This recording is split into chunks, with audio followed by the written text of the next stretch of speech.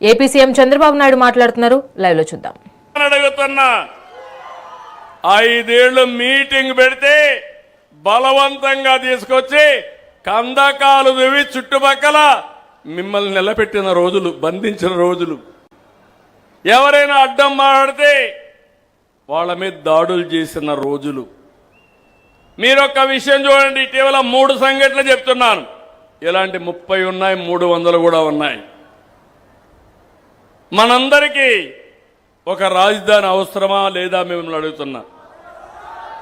ఏమమ్మా, కావాలనా లేదా? కావాలి అనుకున్నాడు చేతుల పైకెత్తండి. అందరికీ రాజధాని కావాలి. గొడ్డలి పార్టీకి మాత్రం రాజధాని అవసరం లేదు. ఎన్నికల కంటే ముందు మొట్టమొదటిసారిగా అసెంబ్లీ హైదరాబాద్లో పెడితే నేను కూడా అమరావతిని సపోర్ట్ చేస్తానని చెప్పాడు. చెప్పిన తర్వాత 29,000 మంది రైతులు 33,000 ఎకరాలు భూమి స్వచ్ఛందంగా రాజధానికి ఇచ్చారు. ల్యాండ్ పూలింగ్ లో రాజధాని ప్రారంభిస్తే జరగనీయకుండా అడ్డంబిడి కుట్రలు చేసి అక్కడ చెరుకు తోటలుంటే అవన్నిటికీ అగ్గిపెట్టి మళ్ళా ప్రభుత్వమే చేసిందని కుట్రలు చేసే పరిస్థితికి వచ్చారు. వీళ్ళకి అలవాటే. బాబాయిని గొడ్డలతో చంపేసి నా మీద కేసు పెట్టిన వాళ్ళకి నేరాలు చేయడం అంత కష్టం కాదు. అయిపోయింది, పని అవుతా ఉంది. 2019లో మనం ఓడిపోయాం. 2019 ఓడిపోగానే మాట మార్చేశాడు. మాట మార్చి ఆ రోజు చెప్పింది మీరు చూస్తే 3 రాజధానులు, 3 ముక్కలాట ఆడాడు. 5 ఏళ్లు ఏమీ చెయ్యలేదు. బయట పోతే అవమానం. ఎవరన్నా తమిళనాడు నుంచి బయట పోతే మీ రాజధాని ఏదంటే గర్వంగా చెన్నై అని చెప్పేవాళ్ళు. తెలంగాణ నుంచి బయట పోతే మీ రాజధాని ఏదంటే హైదరాబాద్ అని నేను డెవలప్ చేసిన రాజధాని గర్వంగా తెలంగాణలో చెప్పేవాళ్ళు. బెంగళూరుకు పోతే కన్నడకు పోతే కర్ణాటకలో బెంగళూరుని గర్వంగా చెప్పేవాళ్ళు. మన పిల్లలకు కూడా అర్థమయ్యేది కాదు ఏ రాజధాని అని చెప్పాలి.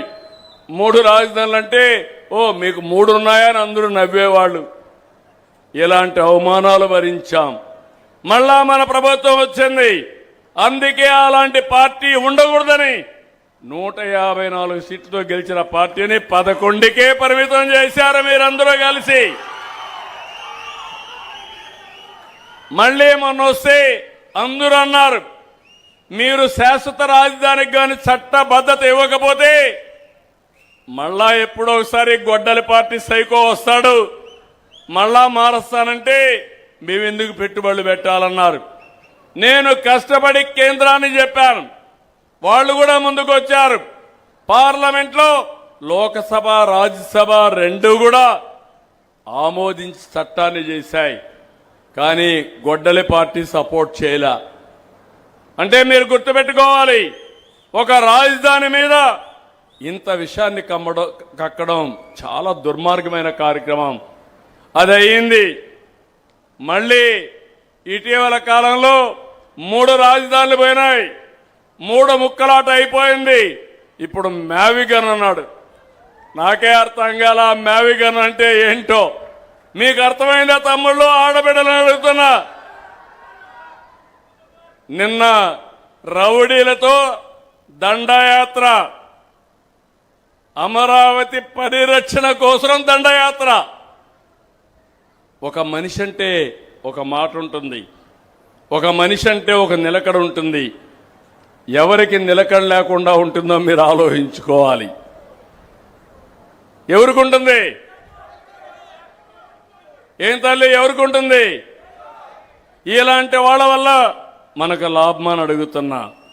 ఇంకొక విషయం, మొన్న విజయవాడలో ఒక వ్యక్తి మిస్ అయ్యాడు. అతను అరెస్ట్ చేశారు, మిస్ అయ్యాడు. అది కూడా మీరు చూసుంటారు. ఆ విషయంలో నా నోటీస్కి వస్తానే, సింగపూర్ నుంచి వస్తానే నేను సిట్టేసి ఎవరైనా సరే పోలీసులు కూడా చట్టపరంగా యాక్షన్ తీసుకోవాలని చెప్పి పెట్టాను.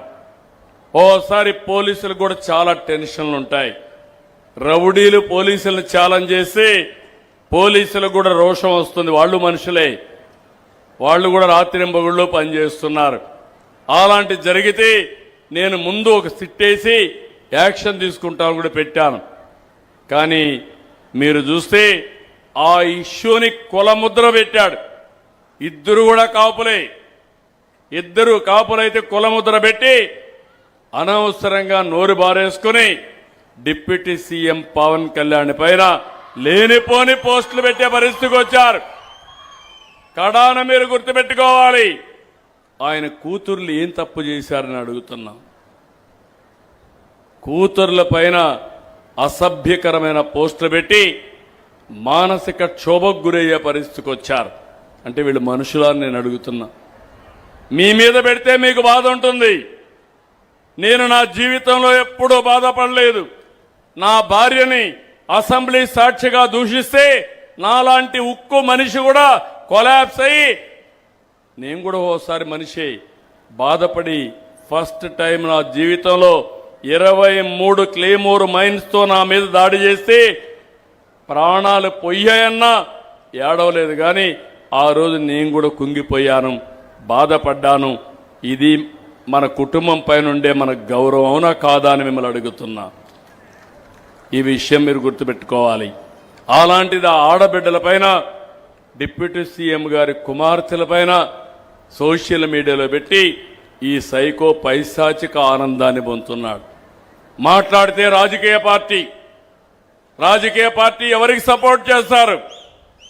గంజాయి బ్యాచ్కి, బ్లేడ్ బ్యాచ్కి, గొడ్డలి పార్టీకి. ఎవడైతే రౌడీజం చేస్తారో వాళ్ళకు చేస్తారు. మాట్లాడితే ఈ రాష్ట్రంలో ప్రజాస్వామ్యం లేదంటారు. నేను అడుగుతున్నా మిమ్మల్ని, ఈ రాష్ట్రంలో ప్రజాస్వామ్యం ఉండాలంటే మీ ఆస్తులకు ప్రాణాలకు రక్షణ కావాలనా లేదా అని మిమ్మల్ని అడుగుతున్నా. ఎప్పుడు ఒకటి ఉంది మీలో, ఎప్పుడు సిబిఎన్ వచ్చినా రాష్ట్రంలో పోలీసు వ్యవస్థ బాగా పనిచేస్తారనే ఆశ మీలో ఉంది, అవునా కాదా అని అడుగుతున్నా. ఆ పని నేను చేస్తున్నా. నేను చాలాసార్లు చెప్పాను, ఇప్పుడు కూడా చెప్తున్నా. నా ఆడబిడ్డల జోలికి ఎవడైనా వస్తే అదే చివరి రోజు గుర్తుపెట్టుకొని మరొకసారి హెచ్చరిస్తున్నా, చేసి చూపిస్తున్నాం. మూడో సంఘటన మీరు ఒక్కసారినండి. ఎంత నీచం అంటే, ఈ రాష్ట్రానికి ఒక హోమ్ మినిస్టర్ మహిళ అనిత, ఒక ఎస్సీ సామాజిక వర్గం, మాదిగ సామాజిక వర్గం, మొన్నటి వరకు టీచర్గా పనిచేసిన మహిళ, సభ్యత కలిగిన మహిళ. ఆ అమ్మాయి పైన వీళ్ళ మాజీ మంత్రి మేకప్ చేసుకుంటుందని మాట్లాడతాడు. వీళ్ళందరినీ, ఎవరైనా మహిళలకు అన్యాయం జరిగితే ఆ అన్యాయం జరిగినప్పుడు మహిళా కమిషన్ పెట్టి, మహిళా కమిషన్ పిలిపించి ఎంక్వైరీ చేయాలి. చట్టబద్ధంగా వాళ్ళకు పవర్స్ ఉన్నాయి. నిన్న మహిళా కమిషన్ చైర్పర్సన్ పిలిచి, నువ్వు ఈ మారిగా అన్నావు తప్పు కదా అని అడిగారు. అడిగితే సమాధానం మీరు చూస్తే ఆడబిడ్డలు గుర్తుపెట్టుకోవాలి. అడిగితే నా ఇష్టం, నేనంటా, ఇంకా అంటా, మీరేం చేస్తారన్నాడు. అంటే మీరు గుర్తుపెట్టుకోవాల్సింది, అదే ఈ సైకో గాని సహకారం లేకపోతే ఆ వ్యక్తి ఆ మారిగా మాట్లాడతాడా అని అడుగుతున్నా. మా పార్టీలో ఒక అతను, ఈ గొడ్డలి పార్టీ నేత సతీమణి పైన ఒక పోస్టర్ పెడితే నేను ఇమ్మీడియట్గా అరెస్ట్ చేసి జైల్లో పెట్టాను. ఒక మెసేజ్ ఇచ్చాను, ఎవ్వరు కూడా ఆడవారి పైన నోరు బారేసుకోకూడదు, వాళ్ళకి ఏమాత్రం కూడా అవసరం లేని వాళ్ళ పైన ఇలాంటి చేయకూడదని నేను చూపిస్తే వీళ్ళు వాళ్ళని ప్రోత్సహించి, తద్వారా మనం గట్టిగా మాట్లాడితే పోలీసులు అతిగా చేస్తారని చెప్పడం, ఇలాంటివన్నీ చేసే పరిస్థితికి వచ్చారు. నేను ఈ రాష్ట్రంలో ఉండే మిమ్మల్ని అడుగుతున్నా, నేను ఒక పక్క మీకు సేవా కార్యక్రమాలు చేయాలి, సంక్షేమానికి డబ్బులు సమకూర్చాలి, మళ్ళీ శుభ్రంగా నెల నెలా మీకు చేర్చే కార్యక్రమం తీసుకోవాలి, ఇంకో పక్క అభివృద్ధి కార్యక్రమాలు చేయాలి, ఇంకో పక్క పరిపాలనలో ఎవ్వరికీ ఇబ్బంది లేకుండా కార్యక్రమాలు చేయాలి. కానీ ఇంకొక పక్క మీరు చూస్తే నేను యజ్ఞం మారిగా ఈరోజు పనిచేస్తా ఉంటే వీళ్ళు రాక్షసుల మారిగా వచ్చి ఆటంకాలు చేసే పరిస్థితికి వచ్చారు. అందుకే మిమ్మల్ని అందరినీ కూడా అడుగుతున్నా, ఈరోజు మీలో ఒక చైతన్యం రావాలి. నేను చాలా మంది రాజకీయ పార్టీలు చూశాను.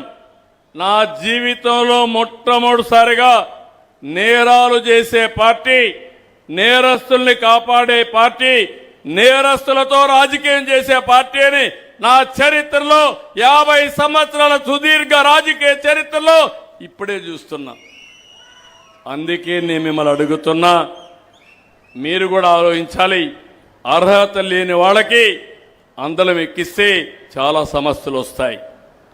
నన్ను జైల్లో పెట్టాడని కాదు, నేను పెట్టాలని కూడా ఒక్క నిమిషం పని, అంతే కదా. పెట్టాలని టైం పడుతుందా? నాకు ఒక్క నిమిషమే కదా. నాకు చేత కదా, నాకు అనుభవం లేదా. కానీ నా ఉద్దేశం అది కాదు. ఈ రాష్ట్రం ఇప్పటికే నష్టపోయాం. ఈ రాష్ట్రాన్ని అభివృద్ధి చేయాలి. మళ్ళీ మీకు న్యాయం జరగాలి. దేశంలో నెంబర్ 1 రాష్ట్రం ఏదంటే దానికి చిరునామాగా ఆంధ్రప్రదేశ్ ఉండాలి. ప్రపంచంలోనే నెంబర్ 1 జాతిగా తెలుగు జాతి ఉండాలి. నా ధ్యేయం. వీళ్ళ ధ్యేయం రౌడీజం చేయాలి. ఎక్కడికక్కడ అందరిని అవమానం చేయాలి. వీళ్ళ అవమానంతో మనం చాలా బాధపడి కుంగిపోవాలి. ఇలాంటి వీళ్ళు చేసే పరిస్థితికి వస్తున్నారు. కనీసం హోమ్ మినిస్టర్కి రక్షణ లేకపోతే హోమ్ మినిస్టర్ పైనే నిందలేసే పరిస్థితి వస్తే, అవమానించే పరిస్థితి వస్తే మామూలు వ్యక్తుల పరిస్థితులు మీరు ఆలోచించుకోవాల్సిన అవసరం ఉంది. అందుకే నేను మళ్ళీ మిమ్మల్ని అందరినీ కోరుతున్నా, గొడ్డలి పార్టీ నెవర్ అగైన్. జీవితంలో అలాంటి పార్టీ గెలవడానికి వీలు లేదు. ఆ సంకల్పం మీరు చేస్తారా అని మిమ్మల్ని అడుగుతున్నా. గట్టిగా చప్పట్లు కూడా చెప్పండి, చేస్తామని.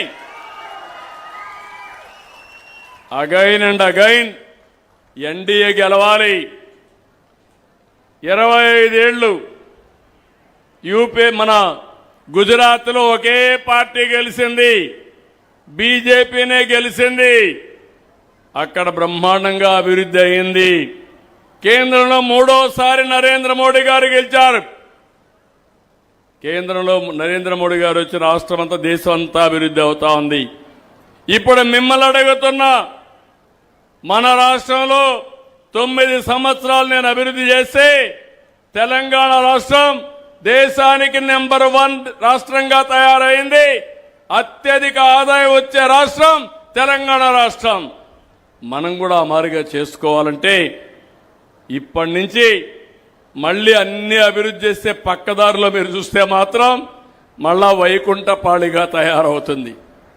అది రాకుండా చూసుకునే బాధ్యత నేను ఒకటే చెప్తున్నా, నేరస్తులకు వంతన బాడడం అది మంచి పద్ధతి కాదు. నేరాలు చేయడం రాజకీయ పార్టీలకు తగదు.